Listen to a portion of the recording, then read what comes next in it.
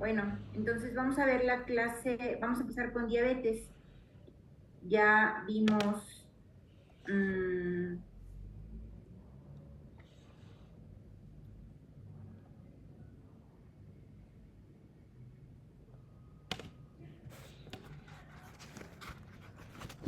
ok, entonces, ¿sí ven la pantalla? Clase integradora. Sí, doctora. Muy bien, Emily. Entonces, cada año la Asociación Americana de Diabetes propone un posicionamiento sobre el manejo y los criterios diagnósticos, manejo de la hiperglucemia y los criterios diagnósticos para la diabetes. Eso lo va haciendo año con año y yo les mandé el documento del 2025. ¿Sí lo vieron? Emily, ¿sí lo viste? En el Bright En la Space. plataforma. Sí. ¿Sí? Ok. Bueno, voy a tratar de poner los auriculares para ver si escucho mejor porque escucho como algo de interferencia. Entonces, pues miren, justo esa es la portada del Diabetes Care de enero del 2025 en el volumen 48 en el suplemento número 1. ¿Qué vamos a tratar de abarcar en las siguientes clases? Pues muchos no nos quedan. Hoy es 8, ¿qué día es hoy? Hoy es 7 de noviembre. Entonces es la clase del 7, la clase del 14, la clase del 21. Son 3 clases. Entonces, ¿qué es importante que ustedes se lleven de diabetes? Bueno, pues la fisiopatología evidentemente la tienen que estudiar en el libro y aquí vamos a hablar sobre los criterios diagnósticos, porque al final ustedes terminando este año escolar y antes de entrar al internado, ustedes ya deben saber cuáles son los criterios diagnósticos para diabetes, de manera que cuando estén rotando en la consulta externa, no sé, de medicina familiar, o cuando estén en un servicio de urgencias, pues ustedes ayuden o tengan la alta sospecha para identificar, por ejemplo, si se trata de un paciente que llega con un estado de cetoacidosis o un estado un estado hiperosmolar, por ejemplo, ¿no? Entonces, estas son parte de las recomendaciones.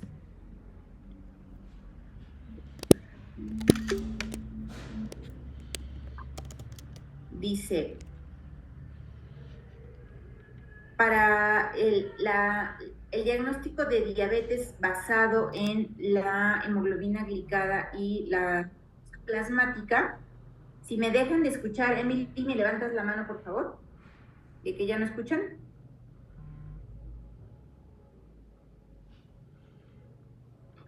¿No se escucha? No, sí, ay, perdón, sí se escucha, doctora. Pero solamente estaba revisando y ya vi que no se ve la revista que nos dijo. Por eso le hago la mención. Y ahorita, ¿qué ves en la pantalla? Ah, bueno, sí, me refiero en Brightspace, no se subió lo de la revista que nos mencionó ahorita. Ah, ¿no se los envié? No, ya lo revisé bien y no está. No lo encuentro. No sé si alguno de los compañeros sí le salga. Es que a ti es la única que ve en pantalla, por lo que te pregunto. No, doctora, no está en Sí. la plataforma. Lo último que aparece, doctor, es lo de menopausia y andropausia.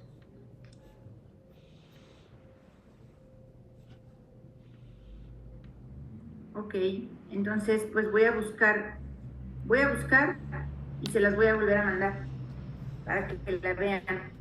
¿Qué dice del diagnóstico de diabetes? La glucosa plasmática incluye, o los criterios de glucosa plasmática incluyen una glucosa en ayuno o una glucosa a las 2 horas de la curva de tolerancia oral a la glucosa, o una glucosa aleatoria acompañada de los síntomas clásicos de hiperglucemia. ¿Cuáles son los síntomas clásicos de hiperglucemia? Las 4 P's: la poliuria, la polidipsia, la pérdida de peso y la y una hiperglucemia inequívoca pues se requiere confirmar el laboratorio, ¿no? O sea, como por ejemplo una crisis hiperglucémica, que llega un paciente con 500 de glucosa o con 800 de glucosa, pues obviamente ahí no queda duda que el paciente tiene diabetes. Entonces, los criterios para el diagnóstico de diabetes en individuos no embarazados son hemoglobina glicada. Bueno. Hola, estoy en clase. Te mandé unos mensajes. Hemoglobina glicada mayor o igual a 6.5%, que equivale a 48 milimoles sobre mol. ¿Cuántos milimoles equivale 1 miligramo de glucosa?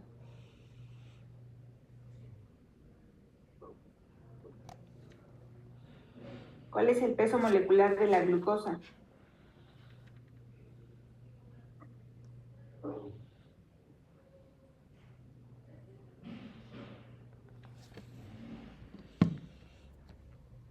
Bueno, la prueba debe ser realizada en un laboratorio utilizando un método que esté certificado por el Programa de Estandarización Nacional de Hemoglobinas Glicadas. Eso hace que, aunque aquí en México la mayoría de los laboratorios dicen que tienen las normas de certificación para la realización de hemoglobina glicada, la realidad es que muchas veces no coincide el valor de esta con el automonitoreo del paciente o los resultados del laboratorio del paciente. Entonces, uno de los criterios es esa, hemoglobina glicada de más de 6.5 o una glucosa en ayuno de más de 126 miligramos por decilitro, que equivale a más de 7 milimoles por litro. En ayuno significa una falta o una ausencia de ingesta calórica de al menos 8 horas, o bien una glucosa plasmática a las 2 horas mayor o igual a 200 miligramos por decilitro durante la curva de tolerancia a la glucosa, que se hace con 75 gramos. Todavía hay laboratorios en donde hacen curvas de 100 miligramos de glucosa, que evidentemente no se usa. Entonces, si ustedes llegan a pedir una curva de tolerancia oral a la glucosa, siempre hagan la especificación de que es con 75 gramos de glucosa. O bien, el otro criterio diagnóstico son 4, ya vieron, la hemoglobina glicada, la glucosa en ayuno, la glucosa de las 2 horas, o bien un individuo con los síntomas clásicos de hiperglucemia, o con una crisis hiperglucémica, o con una glucosa aleatoria, es decir, independiente en cualquier hora del día, independientemente de la última ingesta de alimento, mayor o igual a 200. Con los síntomas clásicos de hiperglucemia.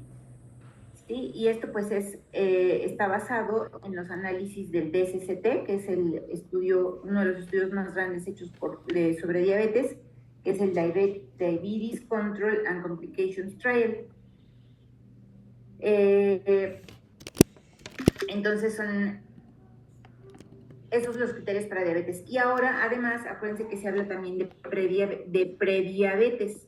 Entonces tenemos los criterios para definir a individuos igual no embarazados con prediabetes, en donde se incluye una hemoglobina glicada entre 5.7 y 6.4%, o bien una glucosa en ayuno entre 100 y 125 miligramos por decilitro, o bien una glucosa plasmática a las 2 horas de la curva de 75 gramos de glucosa entre 140 y 199 miligramos por decilitro. Es decir, si yo les pregunto en el examen que acude un paciente a la consulta con un resultado de una curva de tolerancia oral a la glucosa en cuyo valor plasmático a las 2 horas la glucosa es de 200, si yo les pregunto en falso o verdadero si el paciente tiene diabetes, pues la respuesta es verdadero, porque está teniendo un valor de 200 miligramos por decilitro.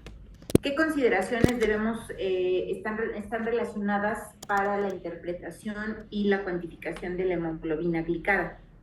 Pues por un lado, el costo, que en relación con la cosa, la medición de la hemoglobina glicada es un poco más cara, ¿no? El tiempo de la hiperglucemia, en donde sabemos que la hemoglobina glicada les va a medir el valor de glucosa en los últimos 3 meses.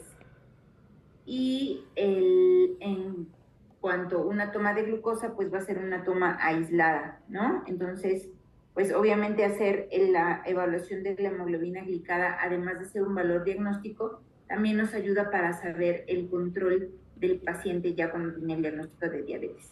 La estabilidad preanalítica de una sola toma de glucosa es pobre, porque el plasma debe separarse inmediatamente después de sacar la muestra, ¿no? Y debe guardarse en frío para prevenir la glicólisis y que entonces el valor salga más bajo. De la hemoglobina glicada es bueno. De la muestra, pues obviamente para la hemoglobina glicada se requiere de sangre total, mientras que para la glucosa sí necesitamos, la medición va a depender si se trata de una medición en plasma o en suero o en la sangre total, ¿no? O bien si es capilar o si es venosa o si es arterial la toma. La estandarización, pues para la estandarización de la toma de glucosa no está estandarizada. Para la toma de la hemoglobina glicada sí debe estar bien estandarizada y de ahí que salga mejor o peor el valor, ¿no? En ayuno, para la toma de glucosas, pues se requiere que estén en ayuno, y para la hemoglobina glicada no necesariamente la muestra tiene que ser de ayuno, o sea, se puede hacer una hemoglobina glicada al mediodía o en la tarde, no, de eso no se requiere.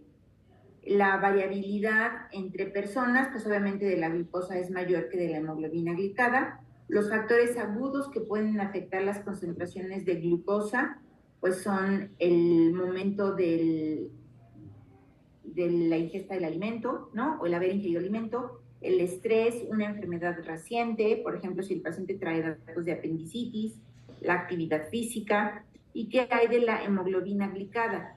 Pues no se ve afectada por la ingesta reciente de alimentos. O sea, cuando los pacientes llegan con hemoglobinas glicadas de 8% y la glucosa en ayuno les sale en 90 y ellos no creen esa hemoglobina glicada, pues evidentemente es porque muy probablemente el día anterior a la toma de la muestra comieron lo mínimo. Sin embargo, el 8% de hemoglobina glicada nos demuestra que en los últimos 90 días el paciente no ha hecho un plan de alimentación adecuado. El estrés puede afectar, no se ve afectado ni la enfermedad ni la actividad, pueden alterar los valores de hemoglobina glicada, son más estables, a diferencia de otros factores que sí pueden alterar la hemoglobina glicada, como que, por ejemplo, el recambio elevado de eritrocitos, como en las anemias derivadas por falta de hierro, ¿no? Pueden hacer que los valores de hemoglobina glicada no sean reales. Los antecedentes de esplenectomía, la pérdida de hemática aguda, las transfusiones recientes, los pacientes con cuadros de anemias hemolíticas, las deficiencias de la glucosa 6-fosfato deshidrogenasa, por ejemplo, la deficiencia de eritropoyetina, la infección por VIH, por los tratamientos antirretrovirales, los pacientes con cirrosis hepática, que sabemos que tienen déficit vitamínicos, los pacientes con insuficiencia renal, los pacientes que están en diálisis o incluso el embarazo, aunque ahora en algunos casos se recomienda hacer determinación de hemoglobina glicada como seguimiento para las pacientes con embarazo, pues no es tan real por la hemodilución con la que cursan las pacientes embarazadas.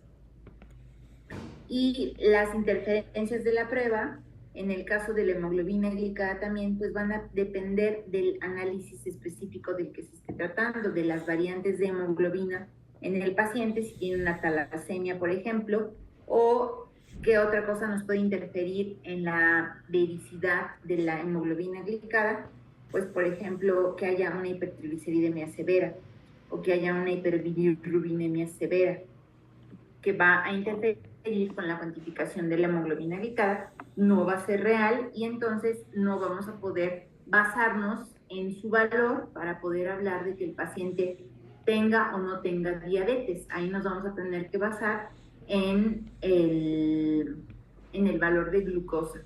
Y lo mismo para el control. Entonces, esta es la regla de los 5 dedos para elegir las metas de tratamiento.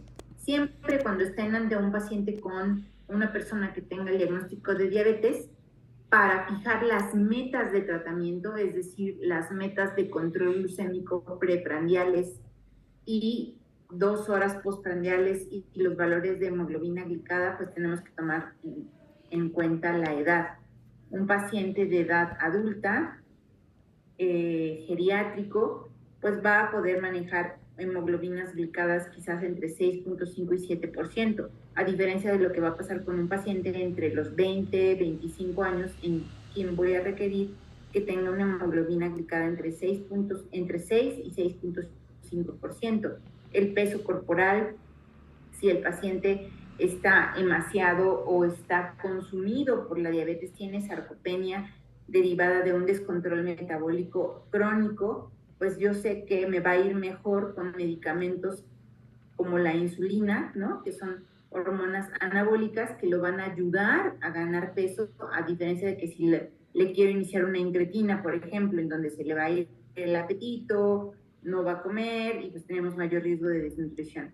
Las complicaciones que el paciente tenga, retinopatía, nefropatía o neuropatía, las que son complicaciones microvasculares que también me van a hacer decidir por qué terapia me voy a ir con el paciente o si prevenir alguna complicación, la duración de la diabetes que tiene que ver también con el daño a órgano blanco como el riñón, por ejemplo, ¿no? O la presencia de retinopatía o la presencia de datos de nefropatía en donde el paciente pues ya no puede utilizar, por ejemplo, metformina, ¿no? O tengamos mayor riesgo de hipoglucemias.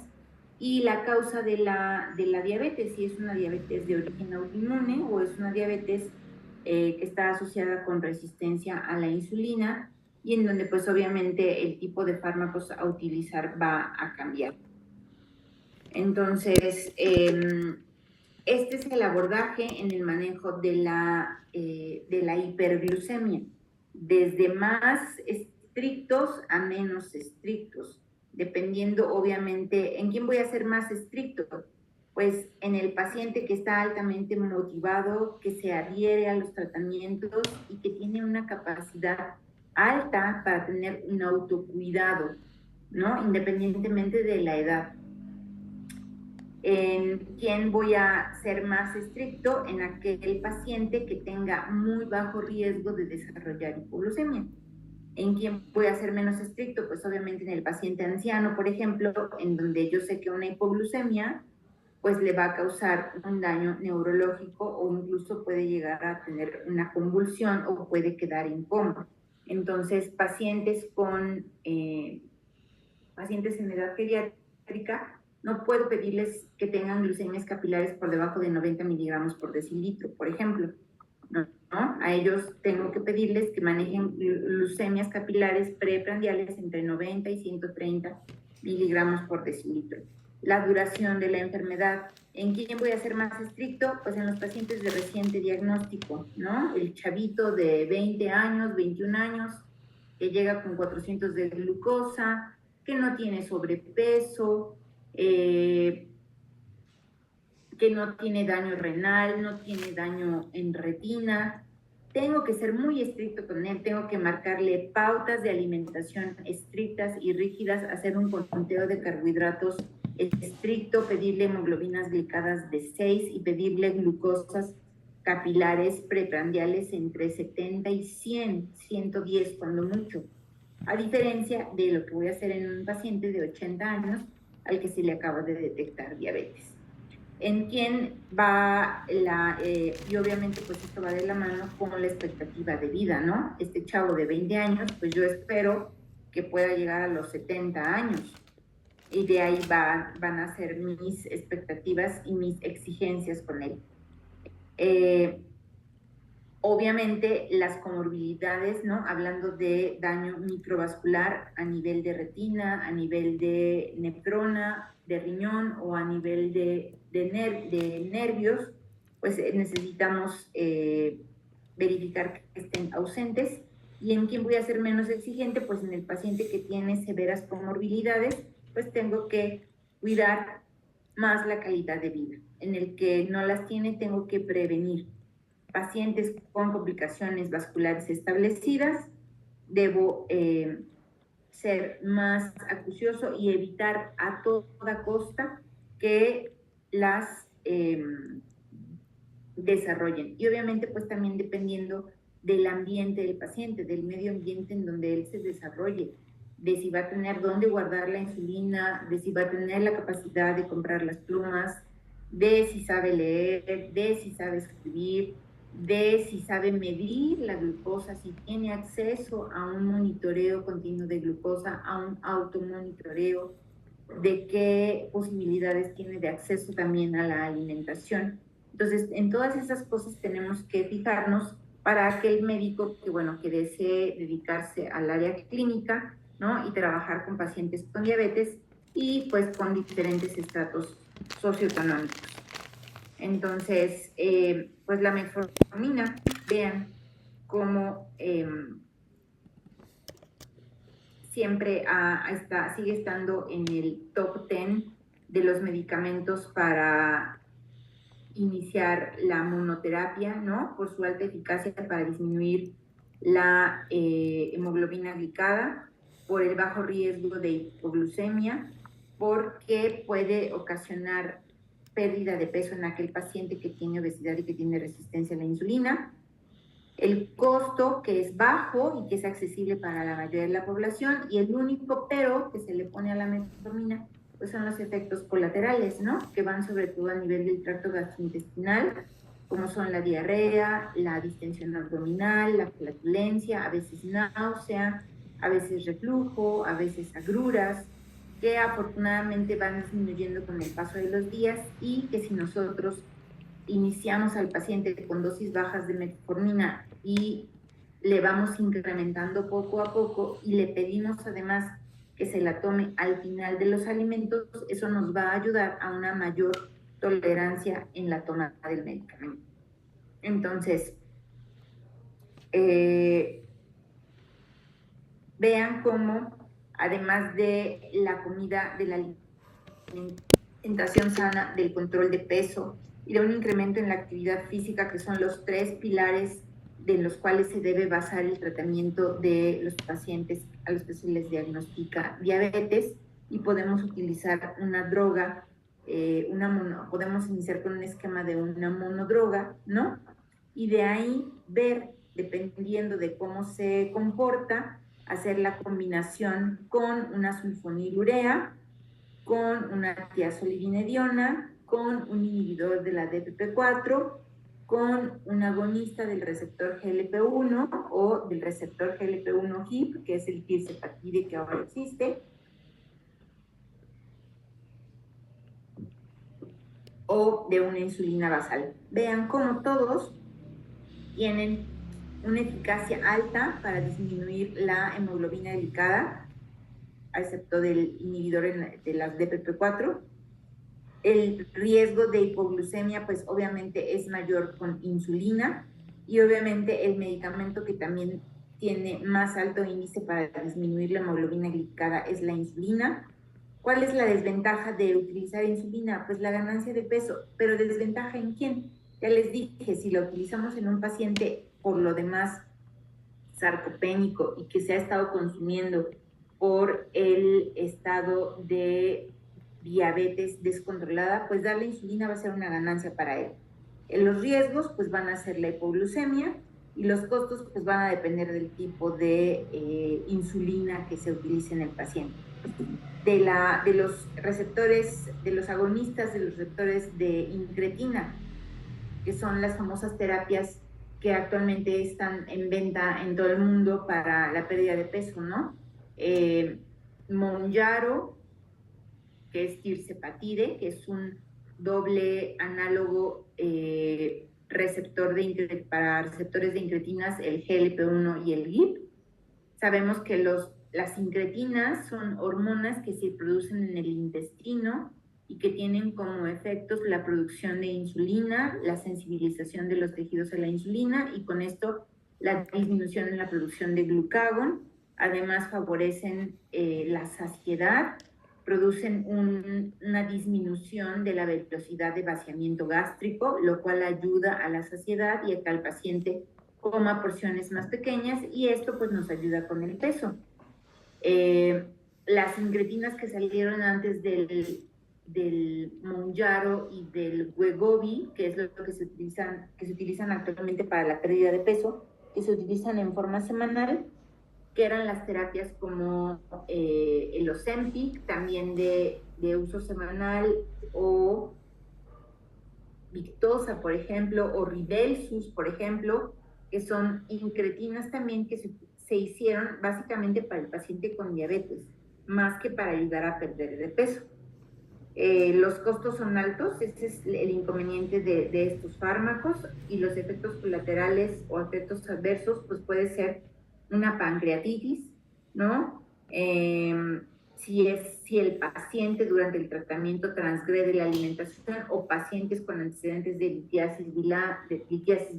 litiasis vesicular o colelitiasis, ¿no? O uno de los efectos adversos que luego la gente mal lee y dice, no, es que te va a causar cáncer de tiroides. No, no te va a causar cáncer de tiroides, está asociado puede asociarse a mayor incidencia de cáncer medular de tiroides. El cáncer medular de tiroides, carcinoma medular de tiroides, es un carcinoma que por lo general se presenta en un contexto genético, como en quienes, pues en los pacientes con neoplasias endocrinas múltiples tipo 2, ¿no? Que además presentan otros cuadros de hiperfunción como feocromocitoma o paraganglioma, por ejemplo. ¿Y qué hay de los inhibidores de la DPP4? Los inhibidores de la DPP4, si algunos han escuchado o conocen, tienen algún conocido que utilice fármacos como sitagliptina o vildagliptina o linagliptina o alogliptina, que son fármacos que van a favorecer que se incremente la vida media de la incretina en sangre, ¿no? Porque son fármacos que inhiben a la dipeptidasa tipo 4, que es una enzima que rompe a la incretina y la inactiva. Estos medicamentos pues pueden ocasionar una disminución intermedia de la hemoglobina glicada. Su costo es alto y eso también hace que de pronto haya pacientes que no los puedan conseguir y el riesgo de hipoglucemia es bajo y la verdad es que les puede ir muy bien. Las tiazolidinedionas. Las tiazolidinedionas eran la pioglitazona y la rosiglitazona. Se sacó del mercado la rosiglitazona y actualmente solamente contamos con pioglitazona de 15 miligramos que se puede utilizar hasta 2 veces al día. La pioglitazona es una proglitazona que actúa como sensibilizador de la insulina a nivel del músculo esquelético y esto hace que ayude a disminuir la resistencia a la insulina. De los mayores efectos adversos pues es el edema, ¿no? Y que pueden de pronto causar insuficiencia cardíaca o fracturas por mayor riesgo de osteoporosis.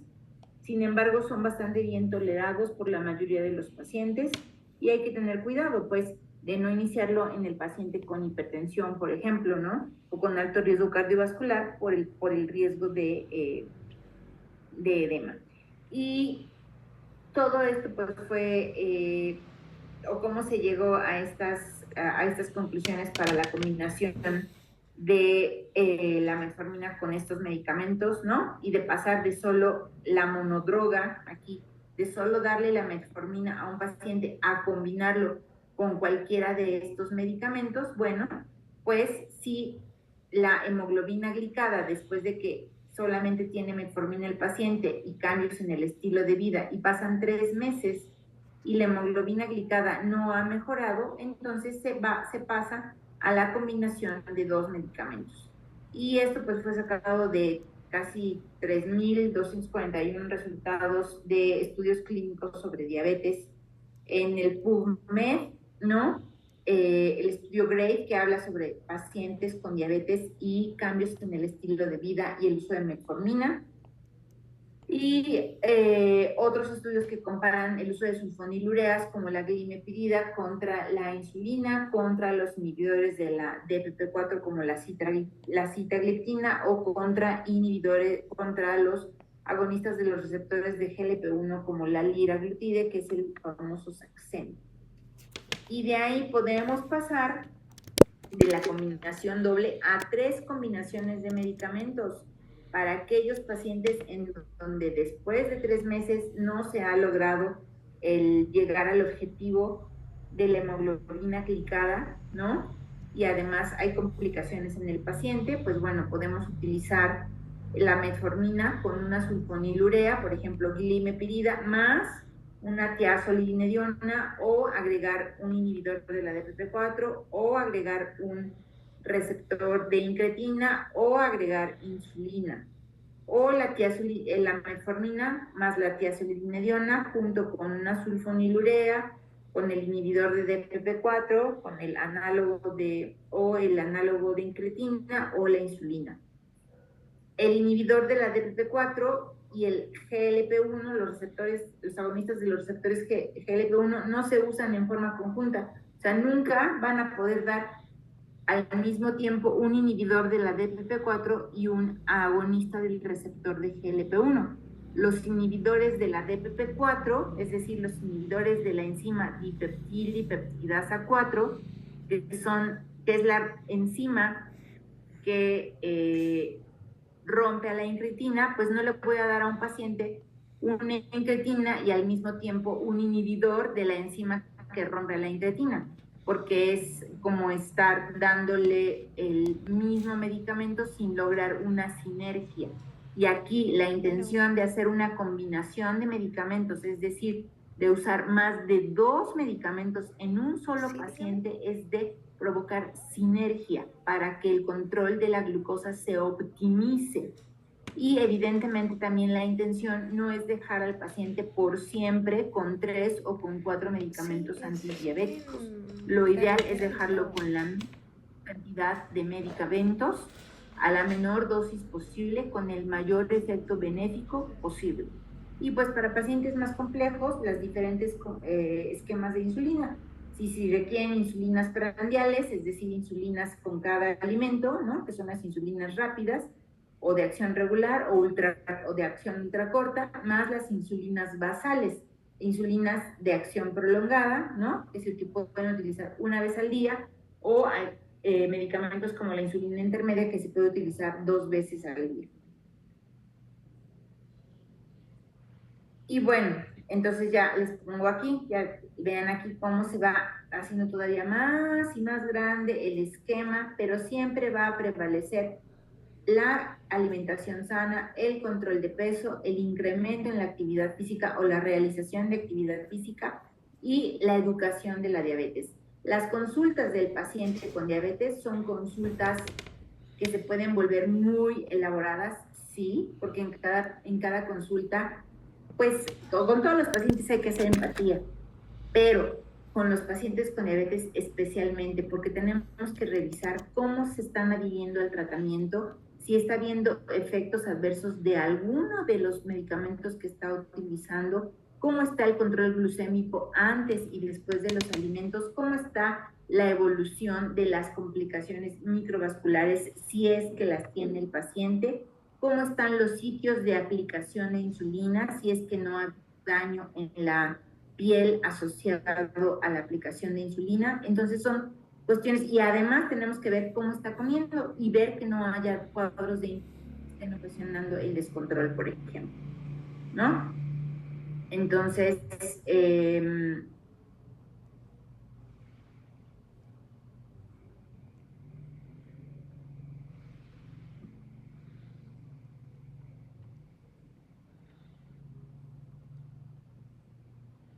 ¿hasta aquí van bien?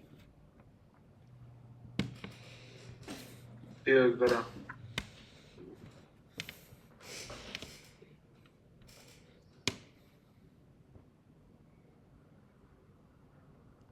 Bueno, entonces ya hablamos de del esquema.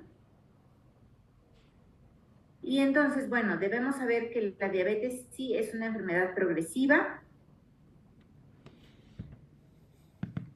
y debemos saber, debemos siempre tomar en cuenta la eficacia de los medicamentos, la seguridad para evitarle daño al paciente por el riesgo, por ejemplo, de hipoglucemia y los beneficios adicionales, es decir, disminución de la progresión a nefropatía, protección de la célula beta, del páncreas.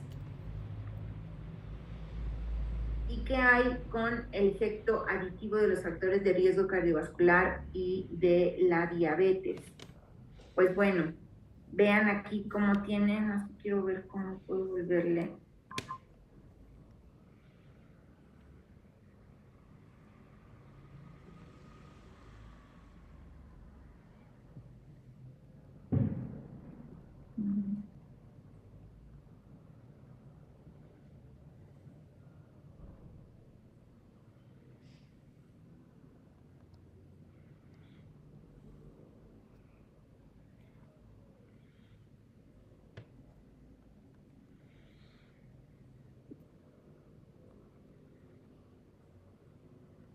Bueno, entonces aquí, por ejemplo, este es un estudio de por qué se quitó la rosiglitazona, ese efecto de la rosiglitazona en el riesgo de infarto del miocardio y muerte por las enfermedades cardiovasculares. Entonces, les comenté, uno de los medicamentos que se utilizan para el control de la diabetes son las glitazonas, que son medicamentos que actúan a través de los receptores PPAR gamma y que actúan sobre la sensibilidad a la insulina a nivel de músculo esquelético. Entonces, lo que hicieron aquí en un estudio del New England en el 2007 fue que compararon el grupo control con el grupo con rosiglitazona y que vieron que el riesgo de infarto está incrementado en los pacientes en el grupo de la rosiglitazona, ¿no? Y las muertes por enfermedades cardiovasculares también con el estudio en SMALL, ¿no? En los estudios combinados, vean cómo se hace un odds ratio, un riesgo de 2.4 con una P de 0.02. Entonces, los análisis sobre desenlaces cardiovasculares en diabetes han ido transformando el panorama de evidencia.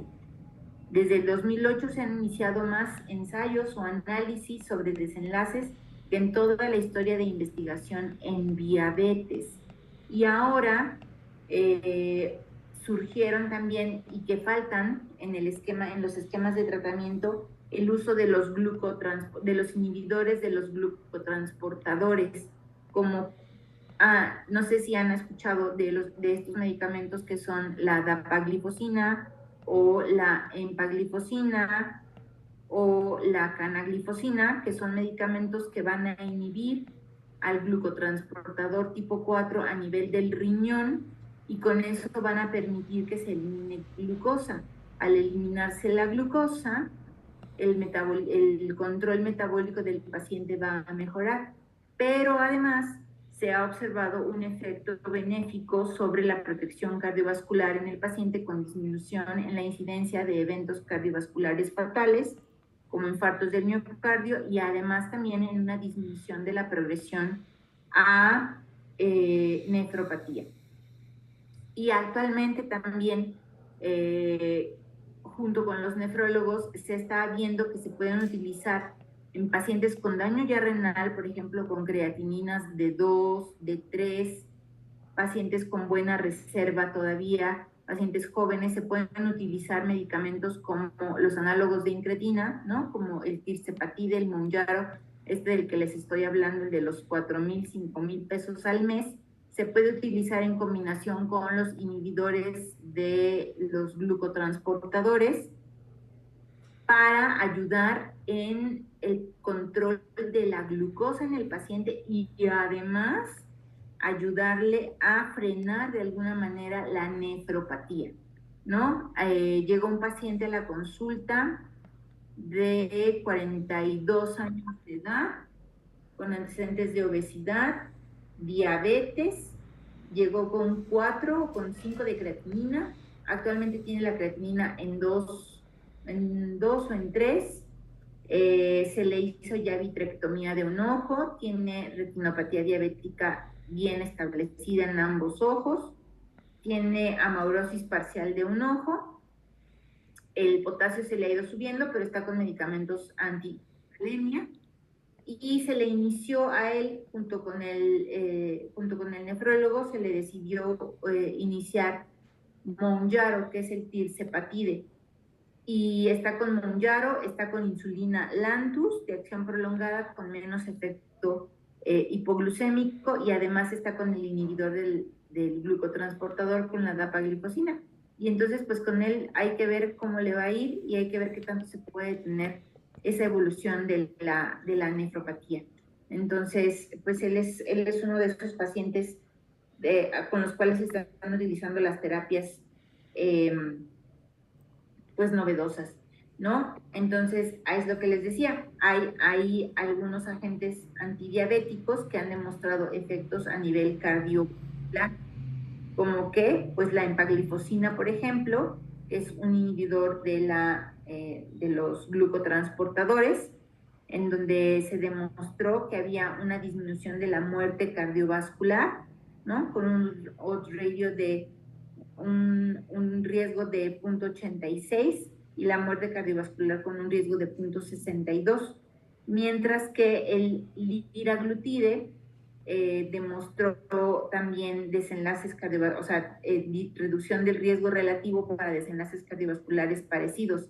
Y eso pasó en este estudio en el 3P-MASE con las sustancias del liraglutide, que es un análogo de incretina, con semaglutida, que es otro análogo de incretina, con canaglifosina, que es un inhibidor de los glucotransportadores, y con dapaglifosina. Entonces, estos 3 medicamentos inhibidores de los glucotransportadores y estos 2 análogos de incretina parecen tener un muy buen efecto en la reducción de riesgo relativo para desenlaces cardiovasculares.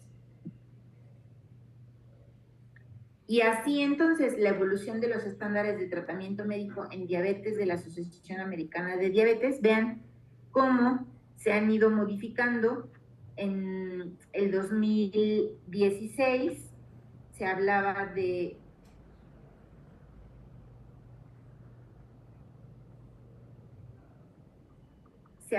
que los inhibidores, o sea, hace ya 9 años, de que los inhibidores de los glucotransportadores proveen una disminución de la glucosa independiente de la insulina. Y estos agentes además proveen una pérdida de peso moderada con reducción de la presión arterial. Por eso la mayoría de los pacientes actualmente con algún factor de riesgo cardiovascular o más de un factor de riesgo cardiovascular están con estos inhibidores de los glucotransportadores, aunque sea a dosis chiquitas. Después, en el 2017, se consideró a la empaglifosina o al liraglutide para reducir la mortalidad, y la empaglifosina, que es el Jardiance, o la liraglutide, que es la Victoza o el Saxenda, deben considerarse, ya que se ha demostrado que reducen la mortalidad cardiovascular y la muerte temprana cuando se añaden como al estándar de tratamiento, ¿no? Doctor. Y en 2018, ¿mande? No se ve su diapo, se trabó y ya no se ve su diapo. ¿En cuál nos quedamos, Emily? Cuando empezó a hablarse de 2010, se quedó trabado.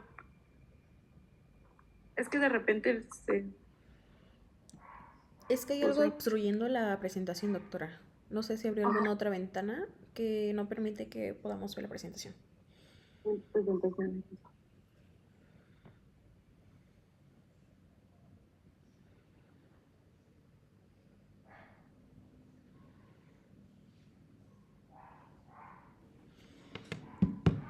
¿Ahí? No, sigue en negro.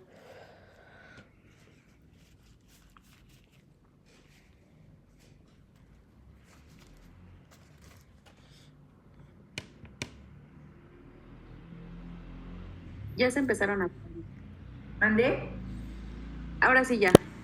¿Ya? ¿Esa Ya. sí la vieron? No,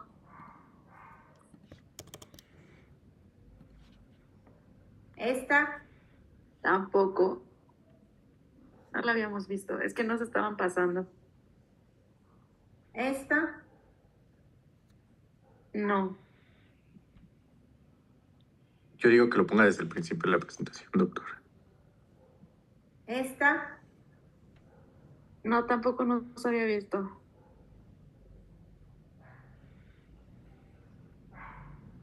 Tampoco. No. Ahí nos quedamos y ya a partir de ahí pues, como que se trabó y ya las demás no se vieron.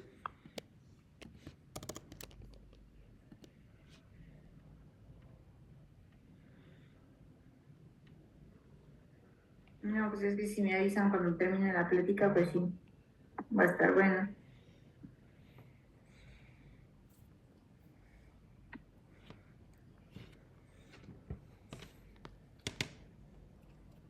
Bueno, entonces, ¿qué fue lo último que dije?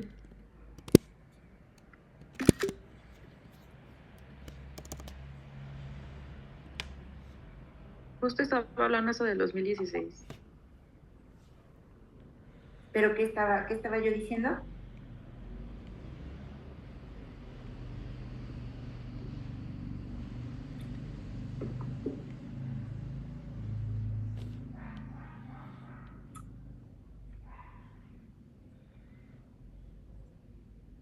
Ah, ni se acuerdan.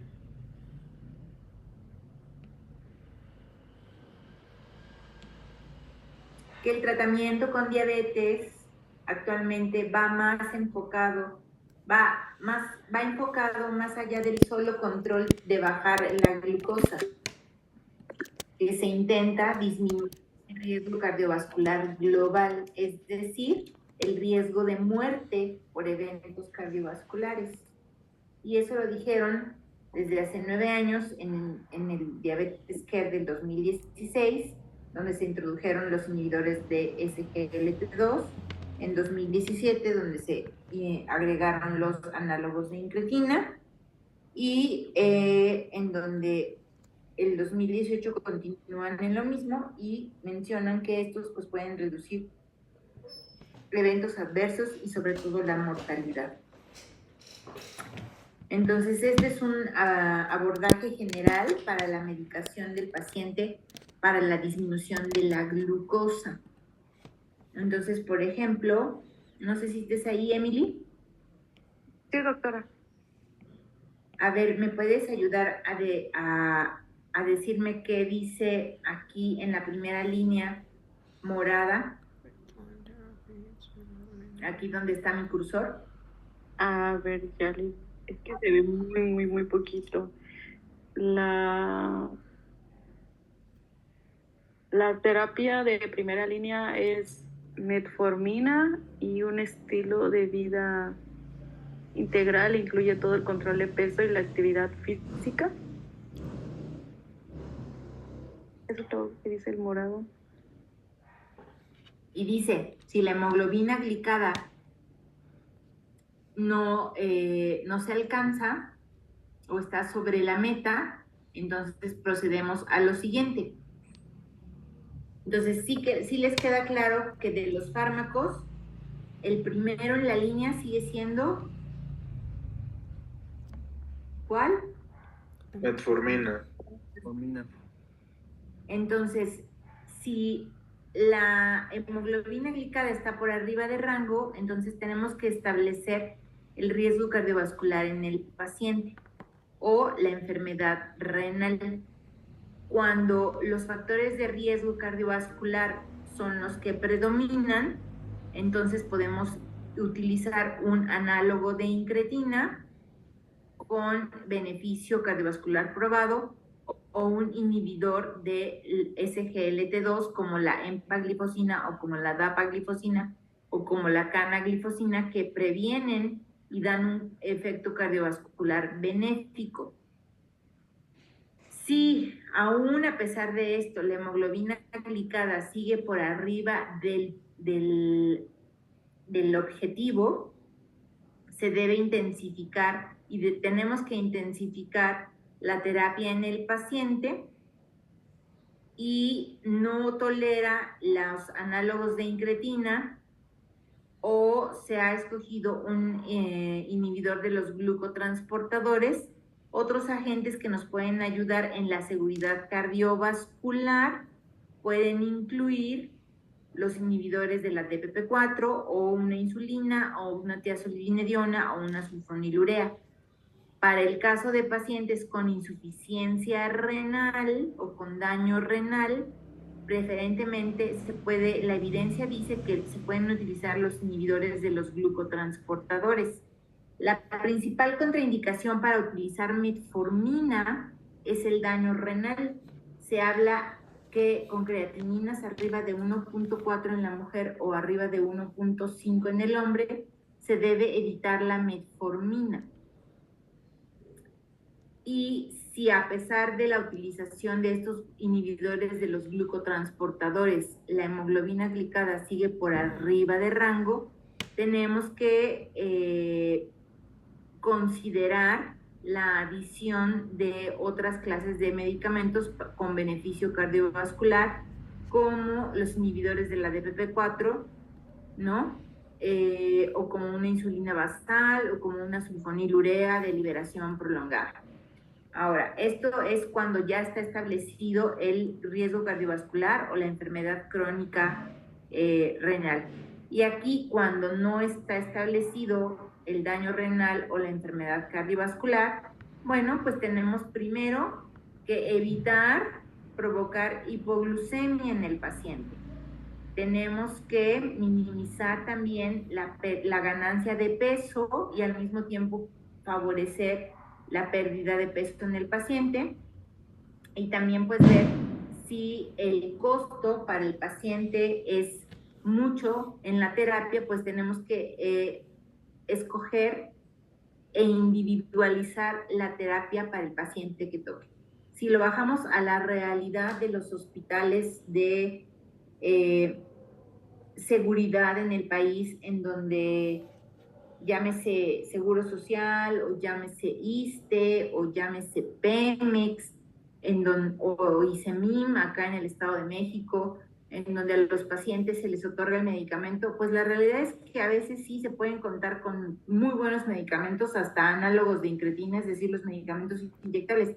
El problema es cuando hay desabasto, que muchas veces el paciente pues no lo puede comprar, y ahí es donde nosotros tenemos que jugar con las condiciones del paciente y con los fármacos que tenemos para poder mantener el control.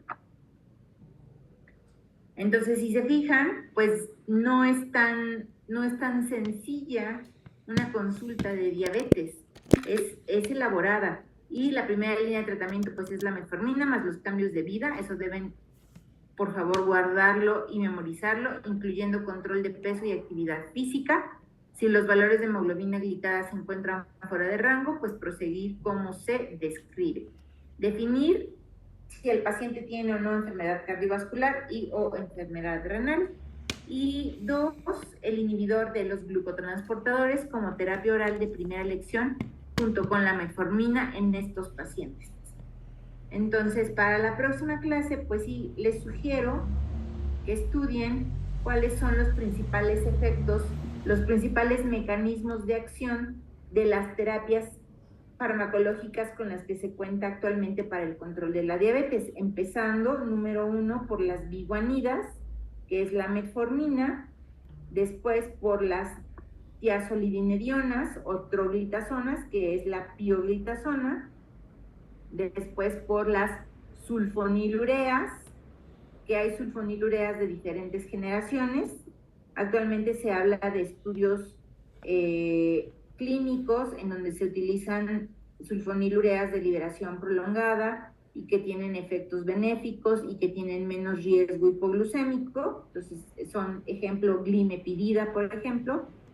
Las glitinidas, que son otro grupo de medicamentos que también se pueden utilizar. Luego vienen los inhibidores de la enzima dipeptidasa tipo 4, que son los inhibidores de la DPP4, como la sitagliptina o la vildagliptina. Luego vienen los análogos de incretina. Espero que los vayan anotando porque se los voy a preguntar los mecanismos de acción de los fármacos. Y nada más. Entonces son con las herramientas con las que se cuenta actualmente para poder tratar a los pacientes con diabetes. Y con esto pues se van a topar independientemente de la rama por la que ustedes se quieran derivar en medicina, ¿no? Y pues sí es importante que conozcan por lo menos o que tengan un panorama de conocimiento general sobre los mecanismos de acción de los fármacos y cuál es su poder hipoglucemiante de cada uno de ellos.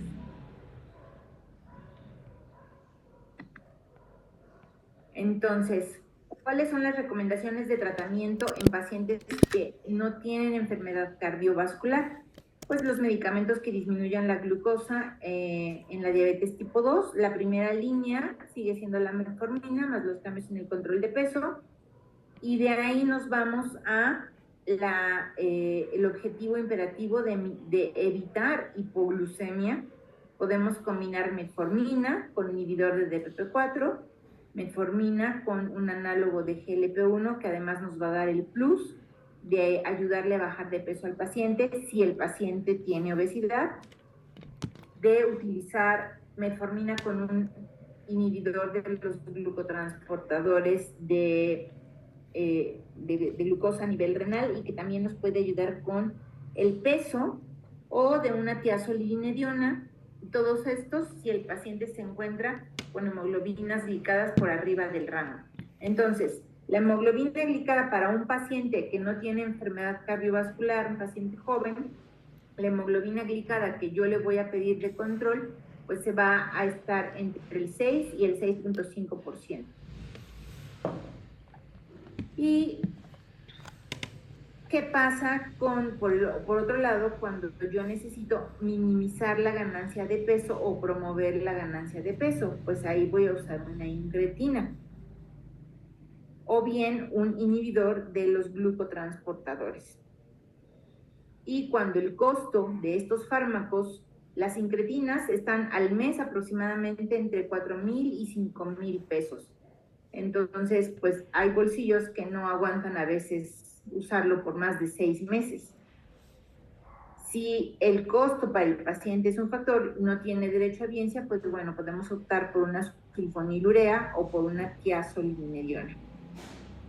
Y luego vean aquí cuál es el perfil de los antidiabéticos, ¿no? Entonces, tómenle una foto o háganle lo que quieran. Viene la metformina, los análogos de GLP-1, los inhibidores de los glucotransportadores, los inhibidores de la DPP4,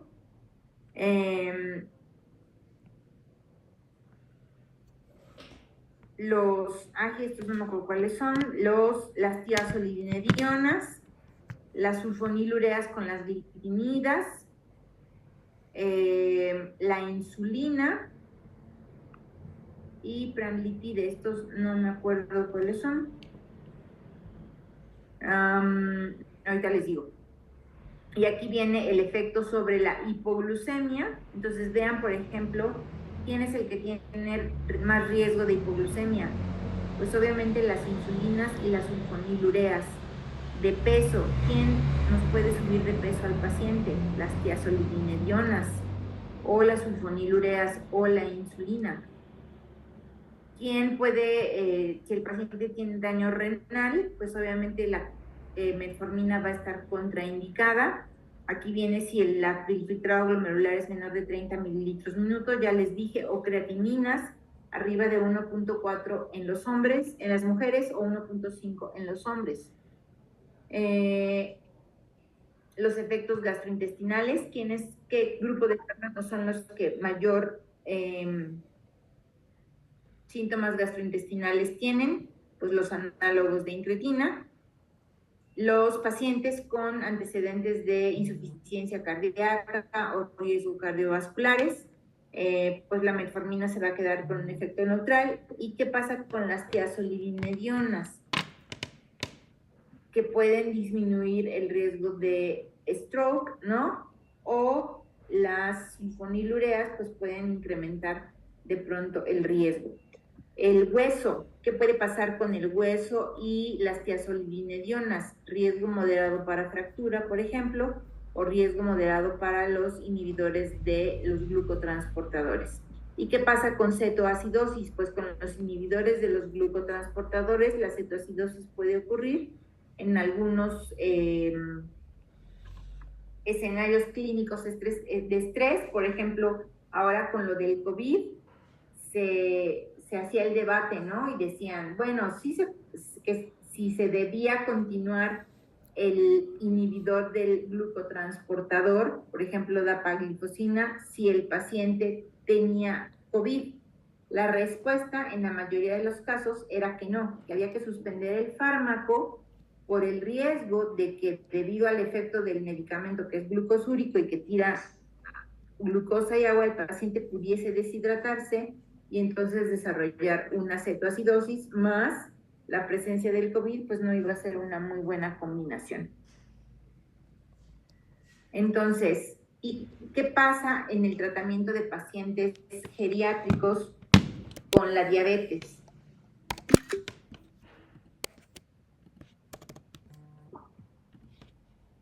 Tenemos el grupo 1 de pacientes que tienen buena salud, el grupo 2 de pacientes con una salud en un estado intermedio y los pacientes que tienen un pobre estado de salud. Entonces, para aquellos pacientes geriátricos que tienen un buen estado de salud, que no tienen comorbilidades o que no tienen enfermedades, que no tienen una diabetes crónica asociada, podemos utilizar valores de glucosas entre 90, lo que les dije hace rato, 90 y 130, para ir a la cama entre 90 y 150, y hemoglobina glicada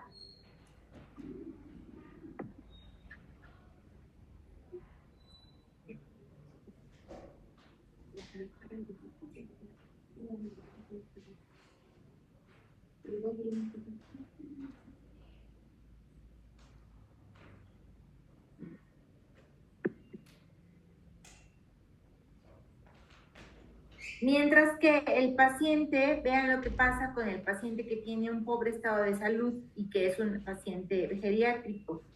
Pues obviamente le voy a pedir que en ayuno o antes de los alimentos tenga glucosas entre 100 y 180, antes de irse a dormir entre 110 y 200 y una hemoglobina glicada por debajo de 8.5. O dice aquí, uso de drogas que pueden ocasionar hipoglucemia. Sí, pues entonces en ayuno igual, entre 100 y 180, antes de irse a la cama entre 150 y 250, y la hemoglobina glicada entre 8 y 8.5%. Entonces vean cómo el tratamiento y las metas de tratamiento se tienen que individualizar de acuerdo a las condiciones del paciente.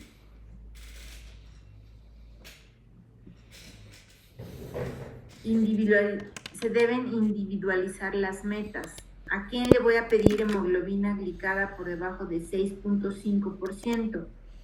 A pacientes sin enfermedades concomitantes, descontrolados y bajos riesgo de hipoglucemia.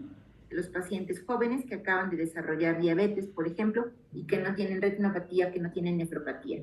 ¿A quién le voy a pedir un control con hemoglobina glicada por arriba de 6.5? Pues a pacientes con enfermedades concomitantes descontroladas, como hipertensión, como cardiopatía isquémica y con un bajo riesgo de hipoglucemia. O más bien un alto riesgo de hipoglucemia. Entonces,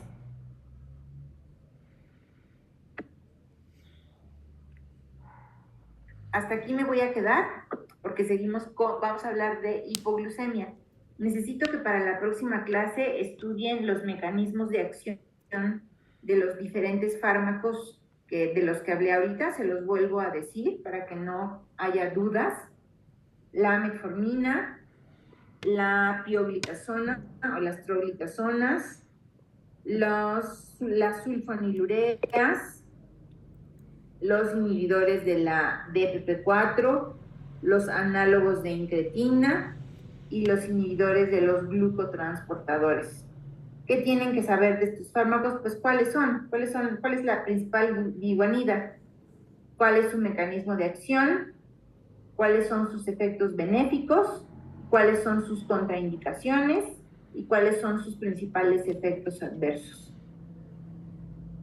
Entonces, ¿qué van a aprender de la diabetes en estas últimas clases? Pues la definición de la diabetes, los diferentes tipos de diabetes, eso lo vamos a ver en las siguientes clases. Las metas de control, que ya como pudieron darse cuenta con lo que vieron ahorita, hay que individualizarlas de acuerdo a la edad y a las características del paciente. Y hablaremos un poco sobre las complicaciones crónicas, si da tiempo, sobre el paciente.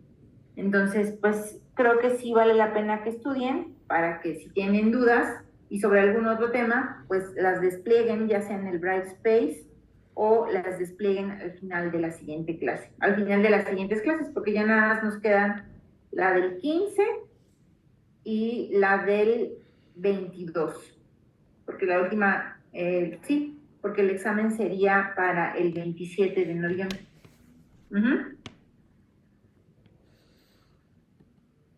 Listo, entonces si no tienen ninguna otra cosa que objetar, los veo la próxima semana. Doctora, disculpe. Bueno, yo quería comentarle por todo mi grupo que si habría forma de que nos pusiera algún trabajo o alguna actividad extra para acumular algunas décimas o algunos puntos para subir nuestra calificación, ya sea de este parcial o de la siguiente incluso.